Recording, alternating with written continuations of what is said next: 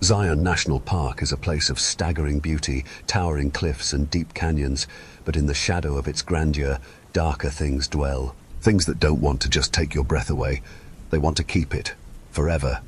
Welcome back to Your Show Name. I'm your host, Your Name, and lately I've been barely surviving the real-world horrors of allergies, but today we're diving into something even more terrifying. I've got a collection of allegedly true encounters sent in by listeners like you, all centered around Zion National Park. Story 1. What followed us in Zion? From youngest elder. I've worked at my software company for almost 6 years now. We're not massive, around 40 employees, but we're successful enough that our management loves organizing quarterly team-building retreats. Usually it's something pretty tame, like a rented-out restaurant or maybe a one-day outing to a local attraction. But last October, our department head Vaughn decided we needed something more authentic. Something to really bond us. That's how 5 of us, Vaughn, Tessa, Minson, Lyle and Fell, ended up camping in Zion National Park for what was supposed to be a 3-night trip. We only made it 2 nights. I still don't know what happened out there. I'm not the superstitious type. Hell, I'm a software developer. I spend my days neck-deep in code and logic, ghost stories and skinwalkers. That's not my thing. But something followed us in Zion, and none of us, not even Vaughn, who always has an explanation for everything, can figure out what it was. Our department had been under serious pressure for months, working 70-hour weeks to meet the deadline for this high-profile client portal. I think Vaughn thought the retreat would be a great way to blow off steam before launch.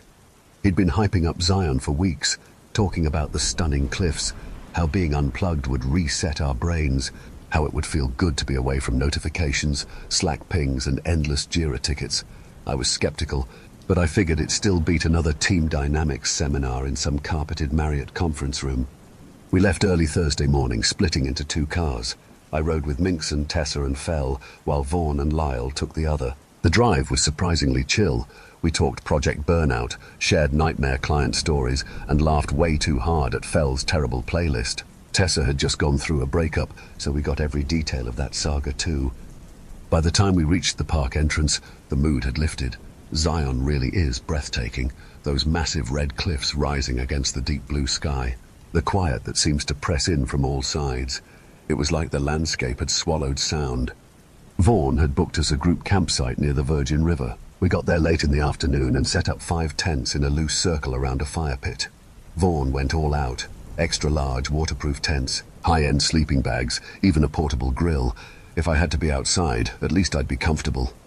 That first night was honestly great. We grilled burgers, shared a few drinks, not too many, Vaughn was a stickler about alcohol, and sat around the fire. With no phones buzzing and no glowing screens, we just talked. We looked up at the sky. You forget how many stars exist when you live under city lights. We turned in early, worn out from the drive and the fresh air. I was almost asleep when I heard a whisper outside my tent. "Hey, Kyle, you awake?" It was Minson. I unzipped the flap and poked my head out. He was crouched outside with a flashlight, and behind him I could see Tessa and Lyle, trying not to laugh. Fell was there too, arms crossed and smirking. "We got a dare for you," Minson said. I groaned. "Seriously, what are we, 12? "Come on, don't be lame," Tessa called over. "It'll be fun." Lyle chimed in. "Old man can't hang." I rolled my eyes but crawled out of the tent. "Fine, what's the dare?" Minchon grinned. "We want you to go past that tree line over there and say Ye Naldlushi 3 times.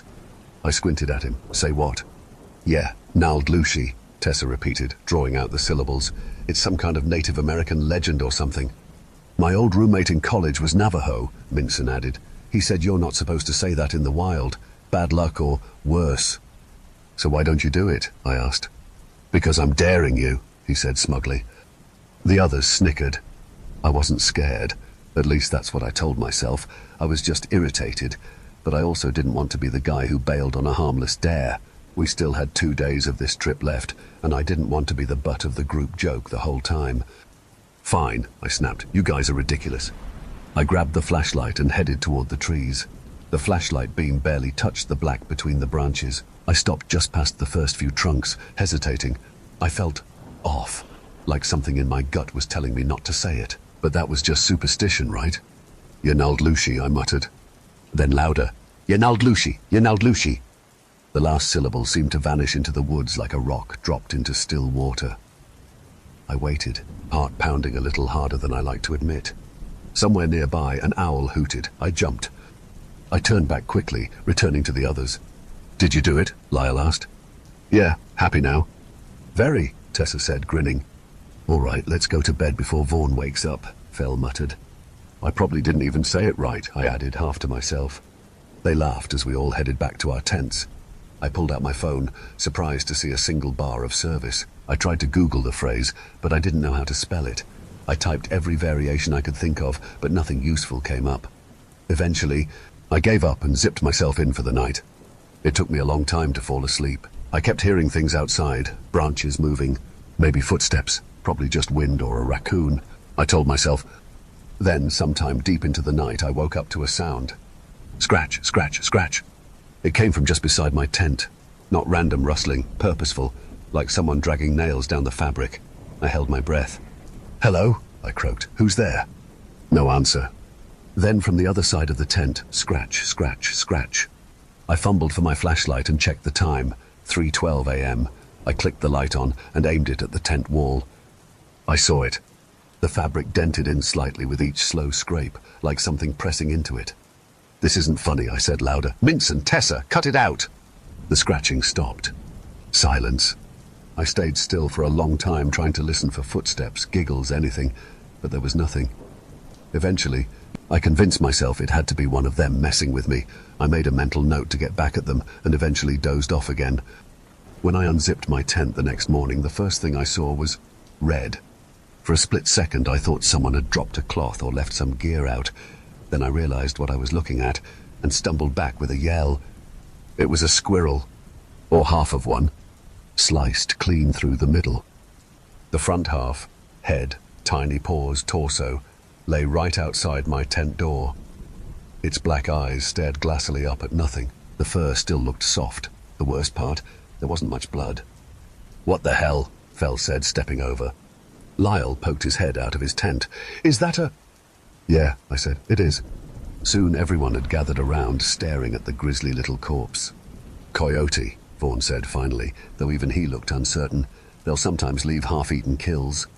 "Do coyotes do clean cuts?" I asked, "and leave their kills at someone's tent door?" No one answered. Then Tessa whispered, "You said the name last night. Maybe you called something." I looked at her, and suddenly I wasn't so sure it was just a dare anymore. Tessa suggested, but she didn't sound convinced. I looked at Minkson. "Did you?" "Guys, do. This is this part of the dare." Minkson held up his hands. "No way, man. That's messed up. We wouldn't do something like that." I believed him. Minchin could be annoying, but he wasn't cruel. Van took charge using a stick to move.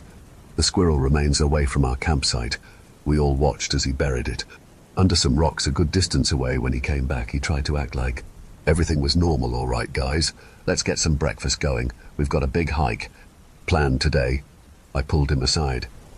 "Hey, you sure we shouldn't just pack up and head back early?" He frowned at me.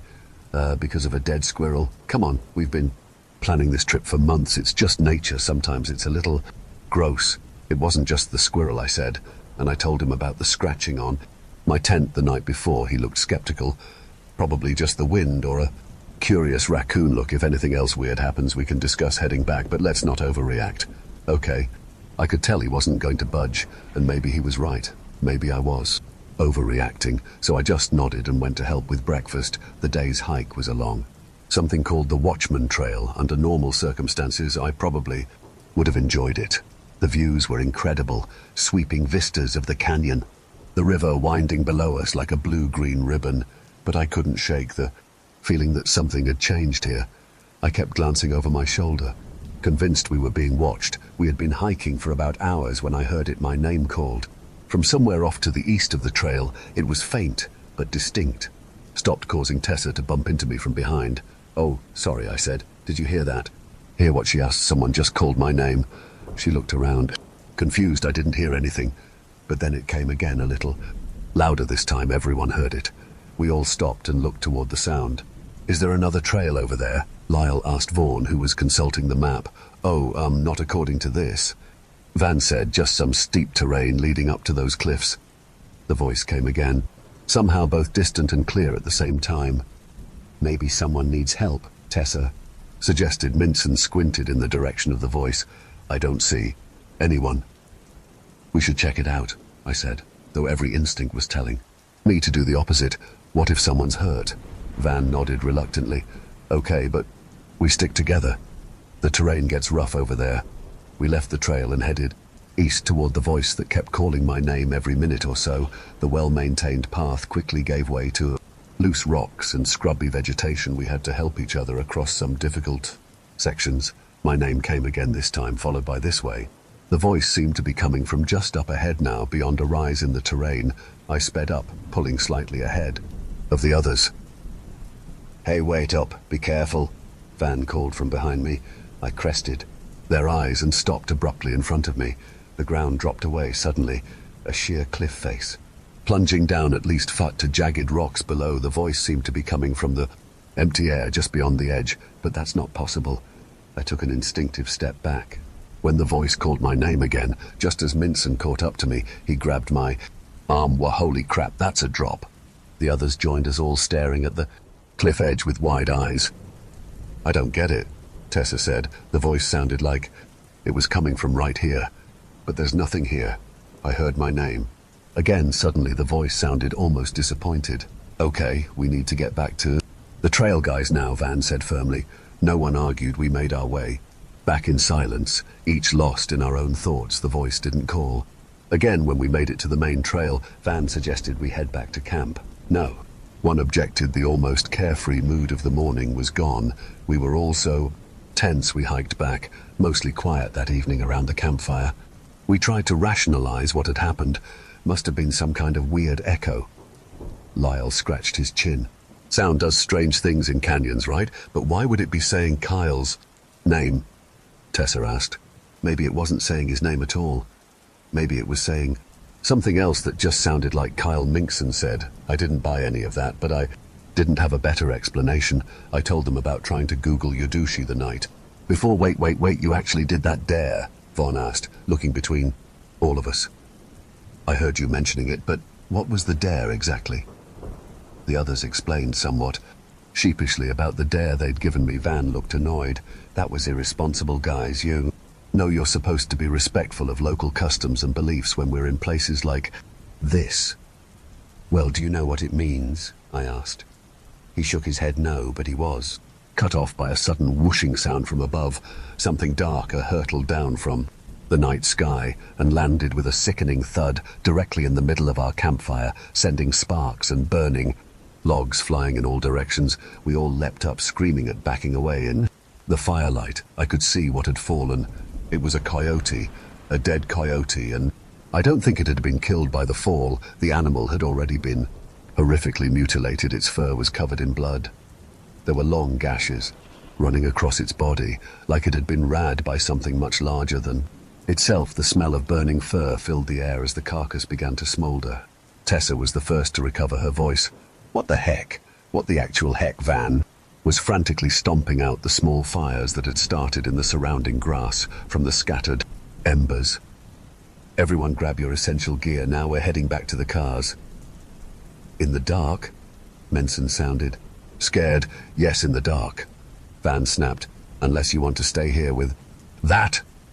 He pointed at the coyote carcass still smoking in the remains of our fire. No one argued after that. We rushed to our tents, grabbing only what we absolutely needed. Within minutes, we were ready to go. Stay close together. Van instructed, his usually calm voice now demanding and stressed. No one wanders off for any reason. We stick to the main trail, all the way back to the parking lot. It's about we can make it in a couple of hours if we keep a good pace. The hike back was the most terrifying experience of my life. Our headlamps were pretty much useless in that kind of darkness. I swear I kept seeing things in the shadows.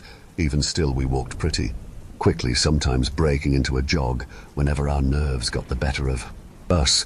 About halfway back, we all heard it at the same time, something large moving parallel to us in the brush off the trail, not trying to hide its presence at all. Whatever it was breaking branches, rustling leaves. Sometimes it would stop when we stopped, but mostly it just kept pace with us, always just out of sight. Don't look, Van yelled when Lyle tried to shine his light toward The sounds, it's best if we just keep moving. When we finally reached the parking lot, we practically ran to our cars. No one suggested going back for the rest of our gear. No one cared. I think we all just wanted to leave. The drive back was a breath of fresh air, but quiet still in my car. No one spoke for the first hour. Then Tessa eventually said something. I looked it up, guys. She said from the back seat, "You're not Lushy. It's Navajo. It means skinwalker." I think everyone's heard of what a skinwalker is, but she explained it. Anyway, it's a kind of witch that can transform into animals, she said. They're evil. They can mimic human voices, lure people to their deaths. I wanted to puke.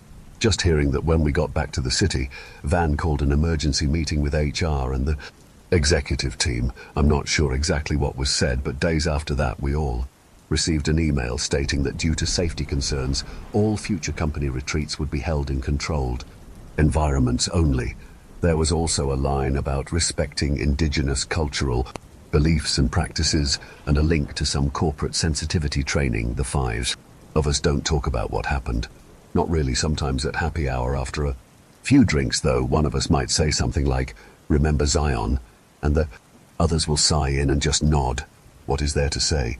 Really, we can't explain it, and we don't want to try dry drowning from Bart. Story 2. I'm a wilderness therapy guide. My company specializes in taking troubled teens on outdoor expeditions, which helps them develop confidence, teamwork skills, and self-reliance.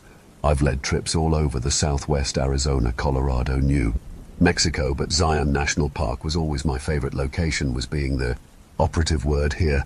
I won't go back there now, not after what happened last summer. It was supposed to be a standard day program. We had 6 kids aged between and all dealing with various issues. Think depression, behavioral problems, substance abuse. Nothing we hadn't handled before. The other guide, I'll call her Rachel, had been with the company about years, and we'd worked together dozens of times without incident. The first 2 days went perfectly. We had good weather and the kids were responding well to the program. The park was as beautiful as ever, too. The problem started on the 3rd day. When we made it to the river crossing, I'd crossed that section of the river maybe times before. It wasn't dangerous, about knee-deep for the average adult with a moderate current. We always used a buddy system and safety lines for the crossings, standard procedure, and covers our ears in legal situations. I went first to demonstrate the crossing technique while Rachel stayed with the group. The water was colder than usual, but otherwise normal. I was about halfway across when I felt something grab my ankle underwater. Not snagged, but grabbed it. Felt like fingers wrapping around my leg and pulling me down. Instantly, I jerked my leg free and quickly made it to the other side. I told myself it was just a branch or some submerged debris caught in the current, but when I checked my ankle later that night, I found 5 perfectly circular bruises where I'd felt that grip. They looked an awfully lot like fingerprints during the crossing. One of the kids, named Eli, stopped halfway and started looking down into the water. Rachel had to call his name twice before he would move again. When he reached my side, he asked, "Did you see that thing in the water?" I asked him what he was talking about. "I don't know. There was something dark moving under the surface, too big to be a fish, I think." I told him it was probably just shadows or even sediment.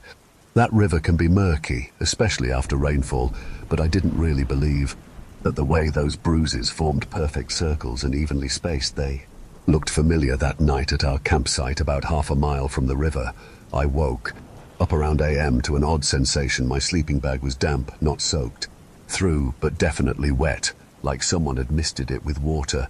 The strange part was that it hadn't rained and nothing else in my tent was wet, just my sleeping bag. While I was still trying to figure this out, Rachel came to my tent.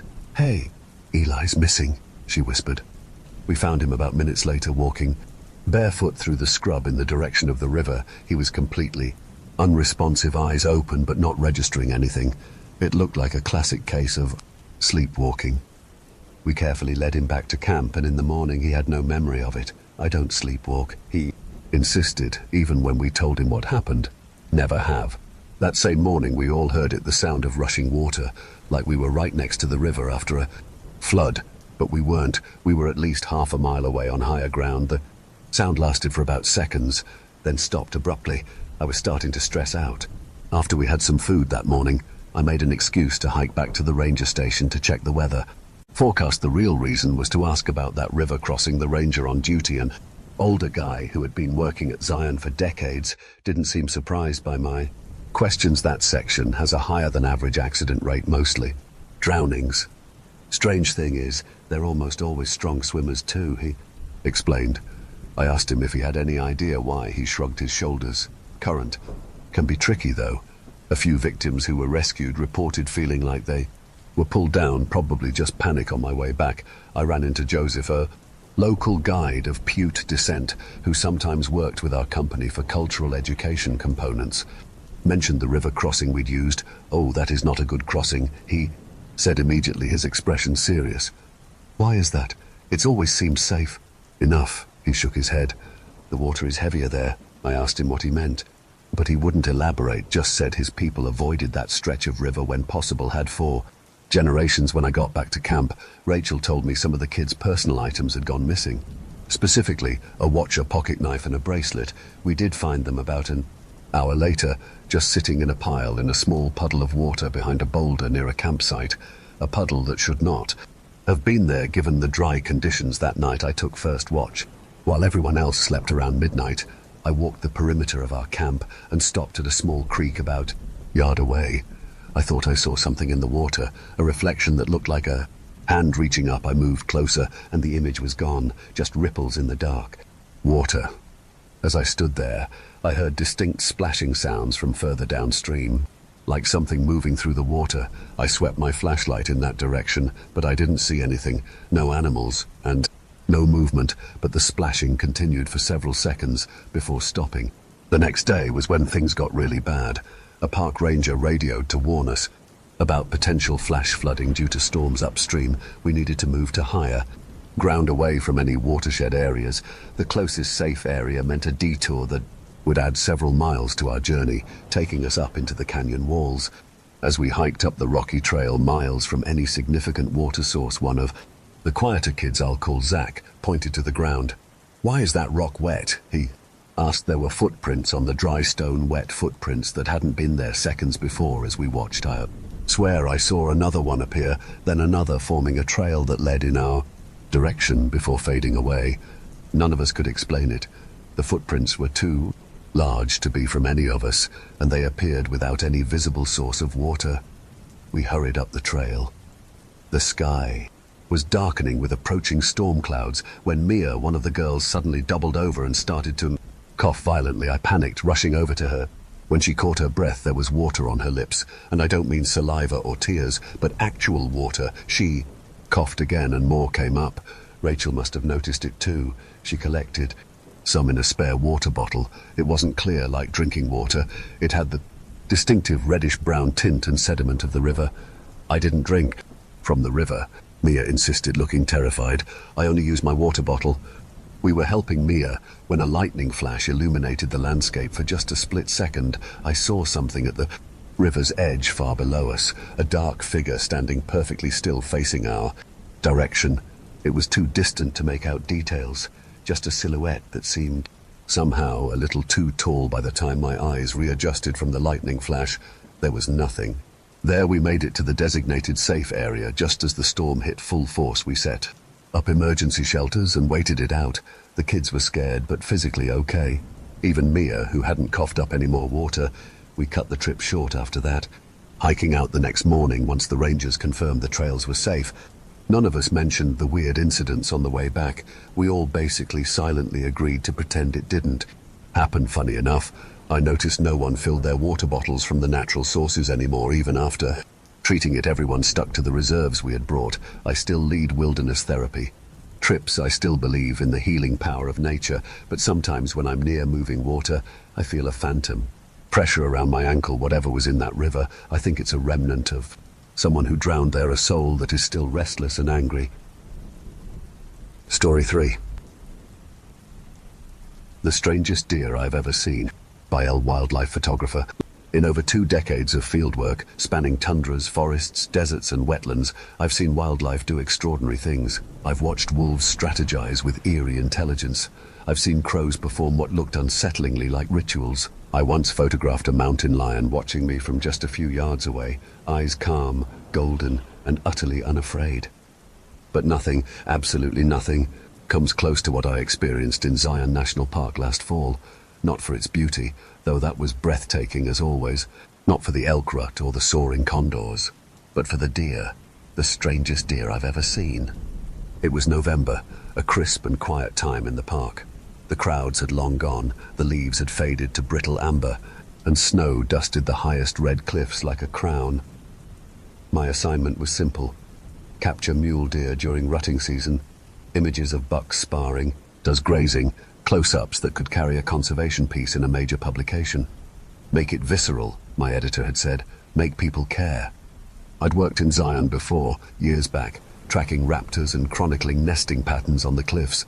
I knew how remote certain parts could be, especially the lesser-used eastern canyons. That's where I focused this time, a seldom visited valley that park records marked for consistent deer activity, but far from the noise and scent of tourists.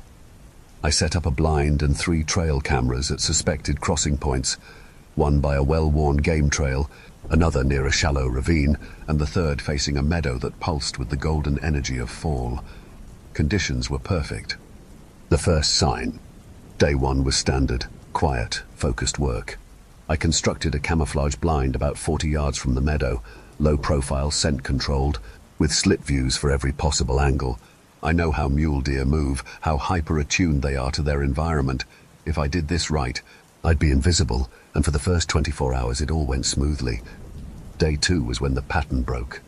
The first trail cam, the one by the ravine, had been dislodged, not knocked over by a clumsy elk or bear, no. The strap that secured it to the tree had been completely unfastened, left hanging as though carefully removed by a human hand.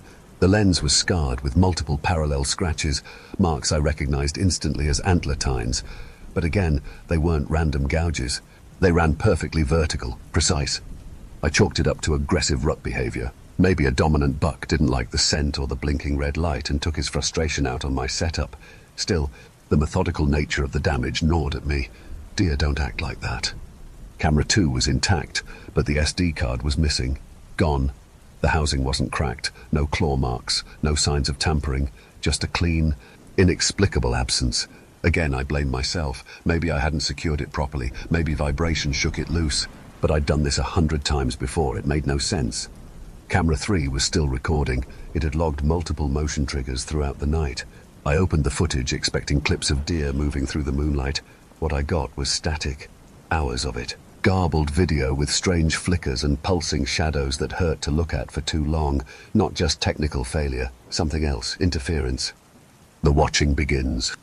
On day 3, I was in the blind before dawn. The air was so cold it burned my nostrils, and the first light turned the sky the color of bruised peaches. Around 6:20 a.m. they appeared, 6 does stepping into the meadow, hooves crunching softly in the frost-stiff grass. Normally they move with scattered caution, 2 entering the open while the others linger by the trees. This time they emerged in perfect formation, shoulder to shoulder, hooves synchronized like soldiers on parade. They formed a crescent at the far edge of the meadow, about 30 yards from me, and then they all turned their heads, slowly and simultaneously, directly toward my blind. At first I assumed I'd made a mistake. Maybe they'd caught a whiff of my scent, heard the soft whir of my lens, but I hadn't moved. I hadn't breathed. The blind was perfectly sealed, yet 6 sets of dark, unblinking eyes fixed on me with unnatural precision. They didn't eat. They didn't move. They didn't twitch their tails or adjust their stance to the cold. They just watched. I logged the time, 6:24 to 6:41 a.m., 17 minutes of total stillness. I've spent my life studying animal behavior. I know vigilance when I see it. This wasn't vigilance, it was recognition, attention, something more calculated. Eventually they turned and walked away in unison, like they'd rehearsed it. Encircled. That night back at camp I noticed something strange. Tracks. Dozens of deer tracks, hooves pressed deliberately into the soft soil, forming a near-perfect ring around my tent. Not a few scattered prints. A full circle. Every few steps, the prints paused, suggesting the animal had stopped and stood, facing inward. They'd been watching me again, closer this time. Around 1 a.m., I was awoken by a sound I'll never forget. The soft crunch of hooves on rocky soil, circling, pausing, starting again. At one point, I heard what could only be described as sniffing, long, slow breaths inches from my head. I lay frozen, heart hammering. When I finally dared to unzip the flap at sunrise, there was nothing there. No animals, no sounds. But again, the cameras were useless. One had been turned to face a rock. Another had its batteries removed and placed neatly on top, as if presented. The third, locked with a steel cable, was just gone. The lock, still secured, hung useless on a branch. How do deer remove a steel-locked camera? How do they disable electronics? How do they coordinate? Confrontation. On the fourth morning, I returned to the blind. Cold light poured across the meadow. Around 7 a.m., they came again. 8 deer this time, 6 does, 2 small bucks. For 10 minutes they grazed normally. Then all at once their heads snapped upward. They began to walk toward me. I stared through the lens as they came closer. 30 yards, 25, 20. Close enough now that I could see the glint in their eyes. Too sharp, too focused. At 15 yards they stopped, formed a tight half circle around the blind, staring. I didn't move. I couldn't. The pressure was suffocating. I watched as they tilted their heads, every single one, at the same angle, like synchronized marionettes. For nearly 2 hours they held their position. Eventually I had to move. A cramp in my leg made it impossible to sit still any longer. I shifted slightly. Instantly, they turned in unison and walked away, not bolted, walked, calm, controlled. The last night. That final night they came again, not walking this time, not circling. They stood, still, silent, surrounding my tent like sentinels. I didn't sleep. I couldn't. They remained until just before dawn. When I emerged, my backpack had been moved, placed upright, perfectly balanced on uneven ground, not rummaged through, not damaged, just relocated, intentionally. I broke camp an hour later and hiked out. That night I stayed in a motel in Springdale and attempted to review the footage again. Everything gone, SD cards corrupted, files blank or replaced with static. One image that had been perfect, crystal clear shot of a buck standing beneath a cottonwood, was now just a grey smear. I've returned to that valley 3 times since. I've never seen anything unusual there again. The deer behave like deer now, skittish, cautious, uninterested. But every so often when I'm in the field, I'll feel that familiar prickling at the back of my neck, the sensation of being observed not by a predator, but by something intelligent, curious, cold. Those deer weren't just animals. They were aware. And whatever message they were trying to send, I got it loud and clear. Story 4. Tadisha's journey into the unseen, a family's trip to Zion National Park. I used to think Zion National Park was the most breathtaking place on earth. The towering red cliffs, the sweeping views of canyons, and the serene waters of the Virgin River were an iconic picture of nature's beauty. I had often fantasized about hiking through those trails and basking in its beauty, but after our family trip last summer, I can barely look at the photos without my stomach turning. What started as a peaceful getaway turned into an experience that I can't explain, one that has shaken me to my core. Tom, my husband, had been planning the trip for months. He wanted us to disconnect from our busy digital lives and reconnect as a family. Our daughter Lily had recently been getting more and more absorbed in her own world of friends, social media, and texting. Our son, Ethan, on the other hand, was completely obsessed with video games, rarely stepping outside unless dragged. Tom thought a week in nature would be the perfect antidote. It was supposed to be a chance for all of us to breathe, to just be together. I agreed, though I have to admit that camping has never really been my thing, so we opted for a pop-up camper instead of tent camping.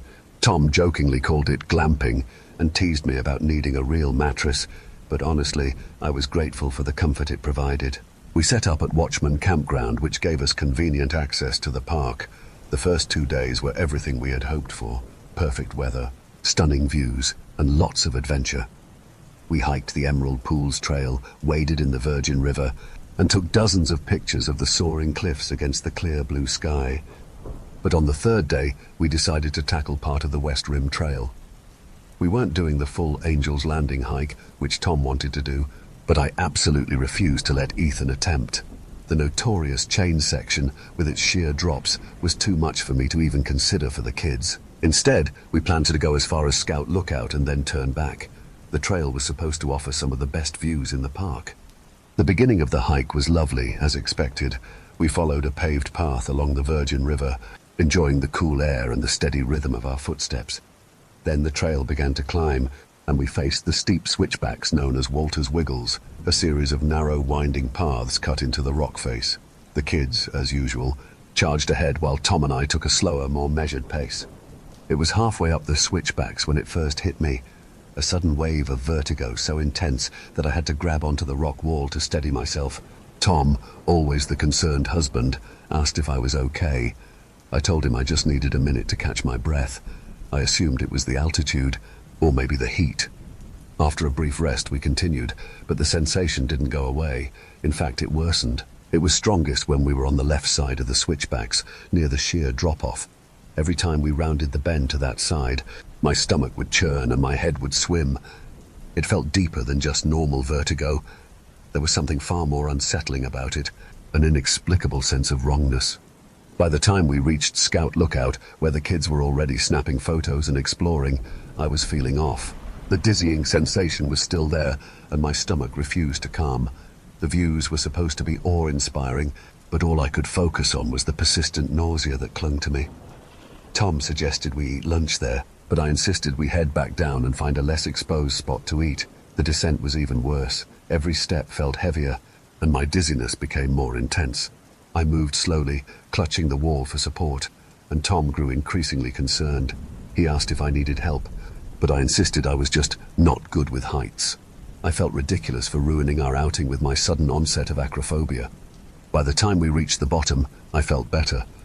The rest of the day passed without incident, and that night, in the camper, I managed to sleep soundly, or at least I thought I did. What happened next shattered that fragile sense of normalcy. I woke in the middle of the night, disturbed by the faint sound of whispering. At first I thought it was Tom talking in his sleep beside me, but then I realized the sound was coming from the front of the camper, near where Ethan was sleeping on the converted dinette. I thought he might be watching videos on his phone, breaking our no electronics rule. Quietly I sat up, not wanting to wake Tom. But when I listened closely, I realized that the voice wasn't Ethan's. It was deeper, older, and strange. The words were garbled, as though someone was trying to speak with a mouthful of liquid. I called out softly, asking, "Who's there?" No response, just more wet, garbled whispering. I fumbled for the little battery lantern we kept by the bed. When I finally turned it on, the light revealed something that sent a chill straight to my bones. There, standing between the beds, was a man I had never seen before. He was dressed in hiking clothes, but they were stained, dark with dirt or maybe something worse. But it wasn't his clothes that made me freeze in terror. It was his face. His mouth was open impossibly wide, and blood poured from it in a continuous stream, splattering onto the camper floor. He was still whispering, his voice bubbling and garbled, as though he was speaking through a mouthful of blood. And then his hand reached out toward me. His fingers, they were bent at unnatural angles, broken, twisted beyond reason. I screamed. It was a gut-wrenching primal scream that hurt my throat, and then I woke up. Truly woke up, with Tom shaking my shoulders, his face filled with panic. My screams had woken everyone. Ethan was crying and Lily stood at the foot of our bed, pale and terrified. It took nearly an hour to calm everyone down. I apologized repeatedly, telling them it was just a nightmare, but in truth, I remembered everything in vivid detail. The blood, the twisted fingers, the whispering voice. But I couldn't tell them the truth. It seemed too bizarre, too terrifying. Tom suggested we take a rest day, but I insisted I was fine. I didn't want to ruin the trip for the kids. The next day, we set out again, this time with the plan to visit the Narrows. We took the shuttle to the Temple of Sinawava Stop, then followed the riverside walk toward the water. As we walked, I started to feel that all-too-familiar dizziness again, the same nausea, the same sense of wrongness that I had experienced on the West Rim Trail. When I looked around, I realized we were passing below the same ridge that contained Angel's Landing. The massive cliff loomed to our left, though from a different angle than the previous day. Tom noticed me slowing down and asked if I was feeling sick again. I admitted that I was.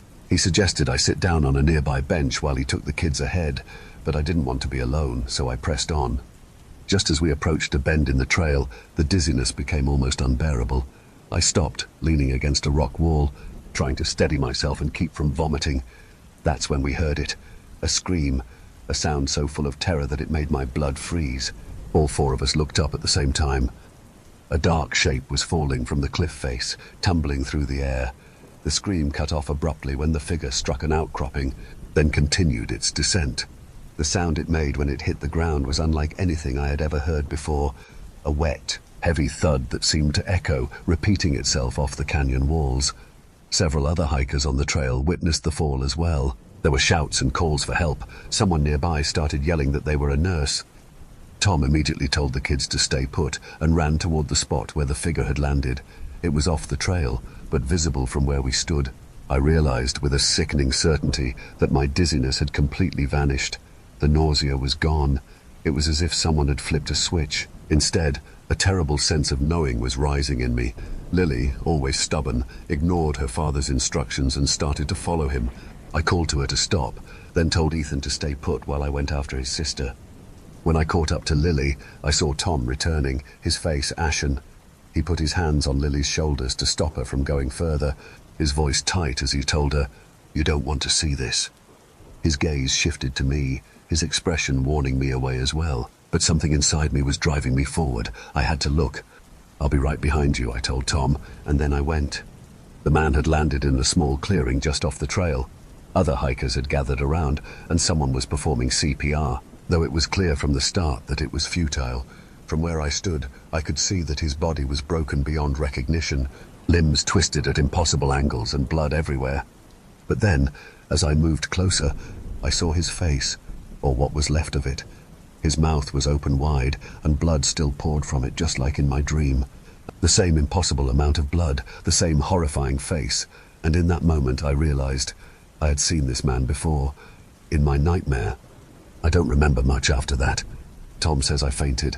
I woke up later, sitting on a bench with a park ranger offering me water and asking me questions. There was a flurry of activity around us as emergency responders arrived, but it was clear that this wasn't a rescue. It was a recovery mission. Later, we learned the man had been an experienced hiker who had attempted the Angel's Landing trail alone. No one knew exactly what happened, whether he slipped or had a medical episode that caused him to fall. The rangers told us that accidents like this were rare but not unheard of. Angel's Landing had claimed several lives over the years. After that, we couldn't continue the trip. None of us had the heart to enjoy Zion's beauty with that image fresh in our minds. The kids were subdued, processing the shock of witnessing death so unexpectedly. Tom was worried about me and offered to drive the whole way home so I could rest. I never told anyone about the dream or about how the man in my nightmare was the same man who had fallen. How could I explain it? That somehow I had dreamed of his death before it happened, that his dying spirit had reached out to me the night before his fall. I've spent months trying to make sense of it. I've researched premonition dreams and found some comfort in knowing other people have had similar experiences. But there's still no explanation for the physical symptoms I felt on the trail, the vertigo and nausea that vanished the moment he fell. So consider this your official invitation to visit Zion National Park soon. We've got deer that aren't quite what they seem, skinwalkers lurking in the shadows, and ghosts that want to drown you in the Virgin River. Neat, huh? Good night, everyone. Stay safe out there. Story 5. Joseph's wild encounter in Slate Canyon, a run that changed everything. My name's Joseph, and I'm from Orem, Utah. I've been a cross-country runner since high school, and I swear by the pure chill that a long run brings. It's the best anti-anxiety remedy I've found. There's nothing like the peace that settles over me after a few miles of pounding pavement or winding trails. I've always loved running, not just for the exercise, but for the mental clarity it brings. There's something therapeutic about the rhythmic motion, the wind on my face, and the steady beat of my heart as I push myself further, faster. But last year, I went for a run in Slate Canyon that was anything but relaxing. It completely changed the way I view the natural world. It was October 11th, a crisp, beautiful fall morning when I decided to spend my Saturday running the Slate Canyon Trail. It's one of my favorite spots, only a few miles from my house. The route winds through some serious terrain, with sloping hills and rocky paths that offer incredible views of the canyon. The entire loop is about 7 miles, which, when I add the run from my house to the trailhead and back, makes for a solid 10-mile run, perfect for a long-distance day. Slate Canyon is my go-to route when I want to push myself, and I've run it dozens of times without incident. As a lot of runners do, I rely on a running app to track my time, distance, and pace, and I love listening to music while I run. I'm always tweaking my playlist, trying to find that perfect mix of songs to give me a boost. Music and movement just go hand in hand for me, and it's part of what makes the experience so enjoyable. And as a side note, I also love taking photos while I run. Sometimes I'll spot a beautiful view or an interesting moment on the trail, and I can't help but stop and snap a picture to capture it. So, about 6 miles into this run, I spotted something unusual up ahead. 2 animals were on the trail. They looked like bobcats. I could already feel the excitement building. It's not every day that you see such wildlife so close up, and I've always been fascinated by big cats. I slowed my pace and pulled out my phone to take a better look. I crouched down to get a clearer shot. Through the lens, I noticed something odd. These didn't look quite like any bobcats I had seen before. There was something off about them. Their size seemed a little too large for bobcats, and their behavior was more playful, like kittens but much larger. I decided to inch closer to get a better shot. As I started moving forward, I heard a low, deep growl behind me. The hair on the back of my neck stood up, and I immediately froze. The little bobcat scattered off the trail, and I whipped around to see the source of the growl. That's when I saw it. A full-grown cougar emerging from the brush to my left. My heart stopped. I had gotten too close to her babies, and now I was paying the price. It's like I had stepped into a world where the rules were different, the natural world where life and death play out in seconds, where survival is a constant battle. The cougar, a massive animal with eyes that could pierce steel, was moving quickly toward me. Her ears were flattened against her head, and her body was coiled with an angry energy. She was bounding toward me, her giant paws slapping against the ground, hissing with every step. The sound of it sent a rush of panic through my veins. I had seen wild animals before, but nothing like this. I remembered the lessons I had learned as a kid about how to deal with encounters like this. Make yourself big, make loud noises, and don't run. You want the predator to feel like you're a bigger threat than you are. So that's exactly what I did. I started yelling at the top of my lungs, waving my arms in the air, trying to make myself appear larger, more intimidating. I even threw in some expletives, as if cursing at her would make the situation better, because, you know, a 140-pound predator is really going to think twice because of my foul language. Surprisingly, at first, it seemed to work. The cougar slowed down a few meters away from me. She wasn't quite backing off, but she did stop to check on her cubs, looking over her shoulder for a moment. That's when I felt a huge wave of relief. My heart rate slowed, my mind cleared, and I thought, okay, I'm going to make it out of here. I pulled out my phone again, maybe to text someone, maybe to call somebody, just to share the intensity of the moment. But as soon as I pulled the phone out of my pocket, the cougar made her move again. She tore back out of the brush, and in an instant, she was charging at me once more. The blood drained from my face. I couldn't believe this was happening. My stomach churned with dread. I shoved the phone back into my pocket and tried to make myself big again, waving my arms and yelling, but it was as if my efforts were making no impact. The cougar seemed to care less and less about my presence. I felt like a fragile human, so small in comparison to this apex predator with all the raw power of the wilderness behind her. At this point, the fear began to spiral. I wasn't sure how far she would go. Would she stop when she had made her point? Or was she going to keep chasing me until I either got out of her territory or she decided I was a threat that needed to be eliminated? I had to get out of there. Fast. I had already been moving backward, but then I realized I was stepping on loose rocks. The terrain wasn't smooth, and each step was a careful one. I needed a rock, something solid to throw. The problem was, as soon as I crouched down, I knew the cougar would rush me. I had to be fast. So I waited for a moment when I could safely gather a rock and hurl it at her. My hands were shaking, my heart pounding in my chest. Every time I tried to crouch, she seemed to pick up her pace, hissing louder, charging at me faster. Finally, I found a moment.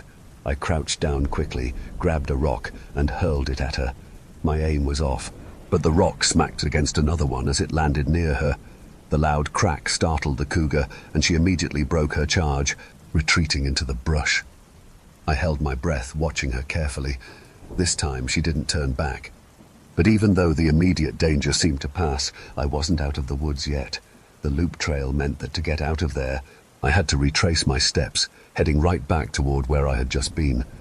As I started walking back, I quickly gathered up a few more rocks, stashing them in my pockets. I had never felt so vulnerable. The thought of having a weapon of any kind, like a gun, crossed my mind. I've never been a fan of guns, but that day, I would have given anything for one. I made my way cautiously, my eyes darting around for any signs of movement. My mind was racing with possibilities. What if there was another cougar lurking in the shadows, or worse, a male? As I continued on, I spotted two hikers heading in the opposite direction. I asked them if they had seen any cougars, but they just looked at me like I was joking. After I told them the full story, the guy looked at me seriously and said, "Well, cougars rarely attack people, but it sounds like you must have done something really bad to make her that mad." At that point, I just wanted to get off the trail. I was shaken, but I made it out without a scratch. I headed home, told my parents the story, and, of course, it became one of those tales I've told over and over again, though I know I should probably stop reliving it. Would I ever want to go through that again? Hell no. I don't care how fast I can run. I don't care how cool it might seem to have an encounter with nature like that. Now, every time I see a cougar, I don't just see a wild animal. I see a reminder of how small and fragile we really are when it comes to the wild. Respect the animals, respect the wilderness, and always stay safe. And one last thing, stay away from cougars, and especially their kittens. You never know how far a mama will go to protect her young. Story 6. Joseph's haunting encounters in the Everglades, a story of fear and survival. The Everglades has to be one of my favorite places on Earth. It's a bold statement, I know, but when you've been around as much as I have, you start to recognize what truly stands out. Some folks, after hearing me say that, might respond with something along the lines of, "Well, it sounds like you haven't traveled much." But let me tell you, that couldn't be further from the truth. Au contraire, mon frère. I spent several years in the US Navy, hopping from country to country, hitting nearly every coast I could get my boots on. From the Mediterranean to the Pacific Rim, I've seen a lot of the world. I didn't waste my shore leave either. I made sure to experience everything I could, from the crowded streets of Manila to the ancient ruins of Greece. But despite all of that, the crowded markets of Morocco, the tranquil beaches of the Philippines, and the towering skyscrapers of Tokyo, I can honestly say that there's nothing quite like the Florida Everglades. Now, the Everglades isn't for the faint of heart. The place is a living paradox, a balance of tranquility and wildness that takes some getting used to. The landscape is serene, almost surreal, with its vast, endless stretches of sawgrass, slow-moving rivers, and mangroves that bend with the wind. But there's a hidden ferocity lurking beneath that beauty. The glades are home to all manner of creatures. Some you can spot easily, like the alligators, and others that are a lot less obvious. In fact, it's the things you can't see that always make the Everglades so intimidating.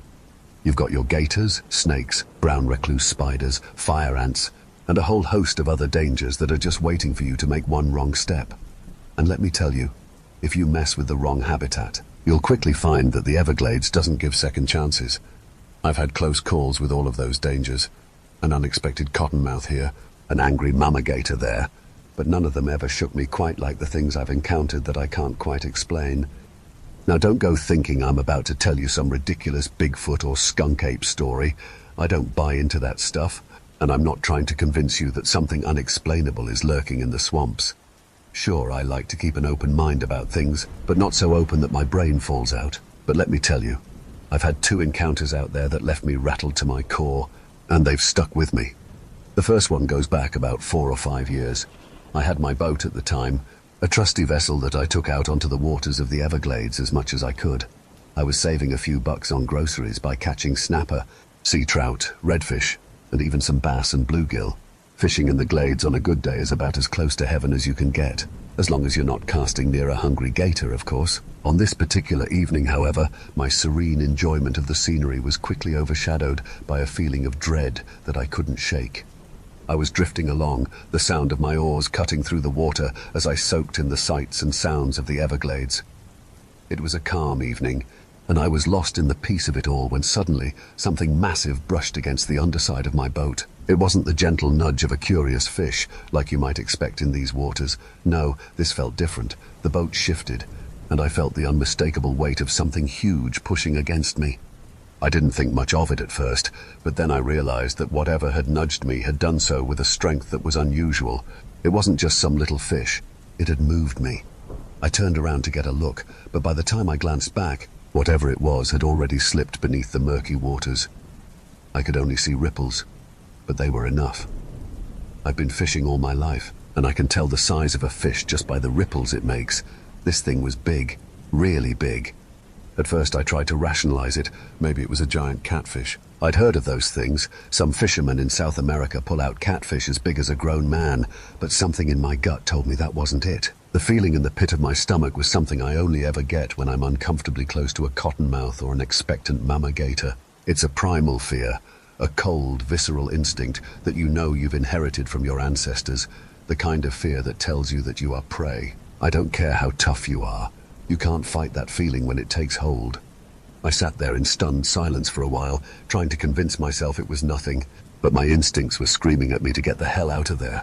I think I just about pissed myself right there. I never did figure out what that creature was, but I can tell you one thing. Whatever it was the biggest thing I've ever felt near my boat, and it scared the living daylights out of me. Fast forward to the second encounter, which happened a year or two after that. I was still married at the time, but things weren't going well at all. My ex-wife and I had gotten into one of those ridiculous fights, the kind where nothing productive gets said, and before I knew it, a coffee cup might have been thrown my way. I decided I needed to get away. I grabbed my hiking gear, a fifth of Jack Daniels I had hidden in the garage, and drove out to Big Cypress, about an hour from my home in Naples. By the time I was an hour into my hike, I had finished off most of the bottle. Maybe I was a little more drunk than I should have been, but honestly, at that point, I didn't care. Walking in the Everglades was better than dealing with the mess back home. I kept walking, lost in my thoughts, not really paying attention to the direction I was heading. I didn't care. Anywhere was better than home, right? After a while, nature called, so I stepped off the trail to relieve myself. As I stood there in the silence, I noticed something odd through the trees, the unmistakable pattern of wooden paneling. I'd never seen a building that far out in the glades before, so my curiosity got the best of me. I walked towards it, thinking maybe it was just an old hunting shack or something someone had built years ago and left behind. When I got closer, I realized it was an old house. It looked like it hadn't been lived in for years, but there it was, still standing, its structure weathered by time. The workmanship was impressive for something so out of place in the middle of nowhere. It didn't seem dangerous at first, so I figured it was abandoned. What harm could come from having a look around? I entered the house, and that's when I realized something was very wrong. The inside was filled with scrap metal, all kinds of metal, from old car parts to knives and forks, anything and everything you could imagine. It wasn't just a junk pile, it was methodically arranged, like someone had carefully chosen each piece. And the walls, they were covered in drawings, the kind of drawings a kid might make, but there was something off about them. The black ink or grease stick used to draw them was too meticulous, too detailed. The drawings showed happy kids playing in flower beds, but the way they were drawn made them unsettling. It was as if the joy had been stripped from the images, leaving something darker behind. I turned my attention to the mantel, where there was an old photo frame. Inside was a photograph of a family, a mum, a dad, and their kids. But the parents' faces were scratched out, completely erased, leaving only the faces of the children visible. The hairs on the back of my neck stood up. I didn't have time to think about it any further because just then I heard the unmistakable sound of a dog barking in the distance. The barks grew louder, closer, and I froze in fear. It took me a moment to fully grasp what was happening. This place wasn't abandoned at all. Whoever lived here was still around, and the eerie feeling that had crept into my bones suddenly became all too real. I don't know who they were or what they wanted, but I wasn't sticking around to find out. I bolted out of there, running back to the trail as fast as I could, not stopping until I was back on familiar ground. I know I shouldn't have been driving in the state I was in, but I didn't care. The fear of whoever, or whatever, was out there was more real to me than any of the gators, snakes, or cottonmouths I'd ever encountered. The Everglades isn't just home to some of the most dangerous wildlife in the world.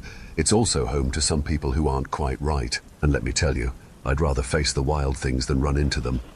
So, to anyone reading this, respect the Everglades. Respect all our national parks and wilderness areas. They're not just beautiful, they're dangerous. They're home to creatures that are better left undisturbed, and sometimes they're home to things that might be even scarier than the animals. Take it from me, you don't want to cross paths with either. Story 7.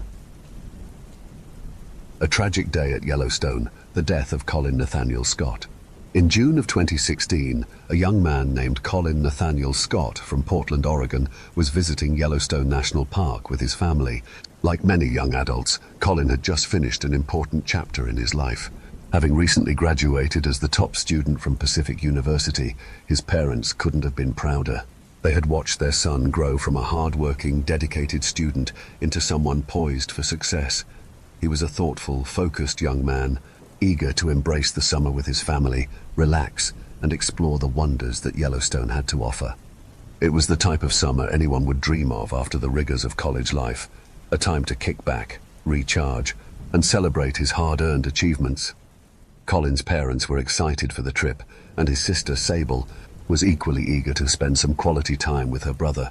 But, as is often the case with life's most unpredictable moments, things didn't go according to plan. On the afternoon of Tuesday, June the 7th, Colin and Sable decided to visit one of Yellowstone's most famous landmarks, the Norris Geyser Basin.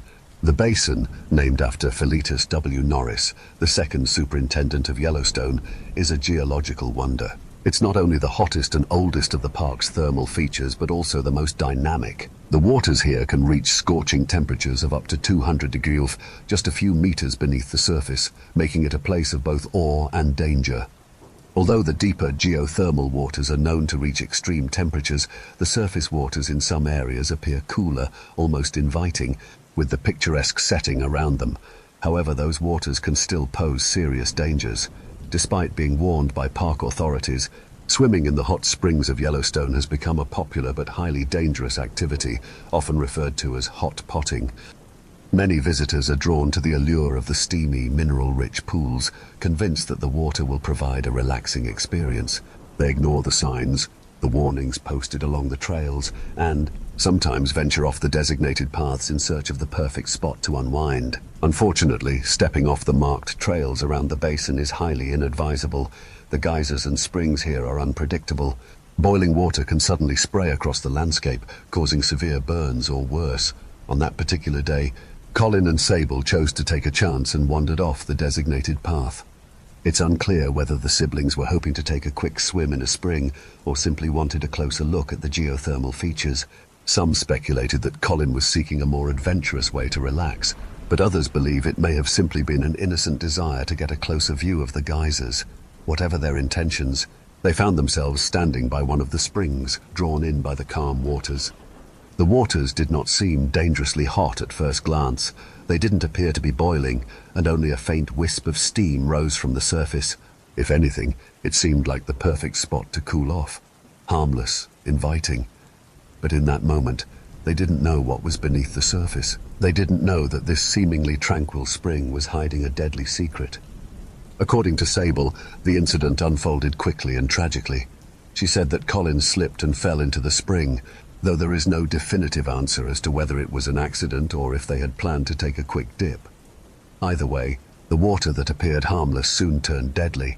As Colin resurfaced from the waters, Sable was horrified by what she saw.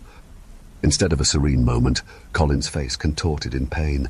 He screamed, an agonizing scream that seemed to echo through the basin. His skin, once pale, began to redden rapidly as the water boiled away at his flesh. His hair shriveled and began to fall out, and blisters formed across his skin in horrific, gruesome patterns. The boiling water was searing his body, and his sister could do nothing but watch in helpless horror. She couldn't jump in to help him. She knew that if she did, she would be burned as well.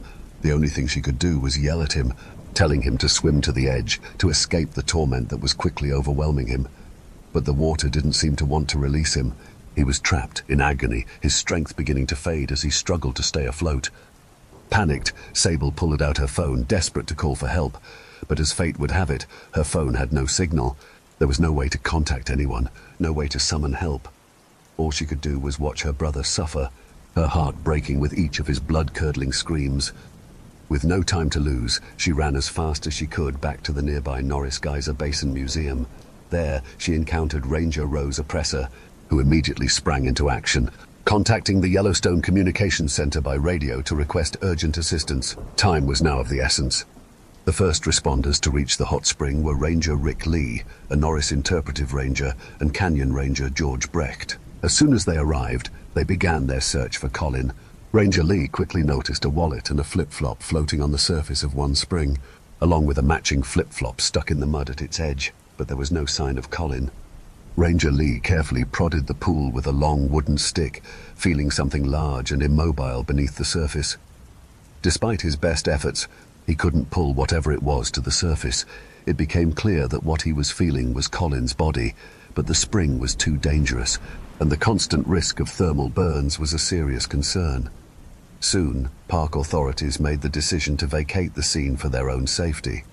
Hours passed before additional rescue personnel arrived at the scene. There were numerous challenges for the rescue teams to overcome, including a lightning storm and the difficulty of navigating the active thermal basin. By the time the team reached the spring, it was nearly 9 p.m., several hours after the incident had occurred. When they reached the spring, Ranger Lee and the team found what remained of Colin's body, his upper torso, badly burned, floating lifelessly on the surface. Shockingly, the heat and chemicals in the spring had managed to do more than just burn him. They had caused his body to disintegrate almost entirely, as if the boiling water had eaten away at his flesh. But the mystery only deepened when, the following morning, the body was no longer visible in the spring. Ranger Phil Strell, who had arrived with the search team, stated that there were no signs that the body had been removed by any human or animal. There were no drag marks or any indication that someone had moved the remains. As investigators continued to probe the pool, there was no trace of Colin's body. The spring seemed to have consumed him entirely. The tragic nature of Colin's death remained a baffling mystery until one Yellowstone staff member, who was an expert in the park's geothermal features, offered a chilling explanation. The expert revealed that many of Yellowstone's geysers and springs are extremely acidic, thanks to the sulfuric acid present in the geothermal waters. This sulfuric acid is a byproduct of microorganisms that feed on hydrogen sulfide deep below the Earth's surface. As the water rises, it picks up sulfuric acid, which is highly corrosive. Had Colin known what to look for, he might have avoided the spring altogether. If he had noticed the telltale signs, the cloudy, murky waters and the strong smell of rotten eggs, he might have recognized the danger.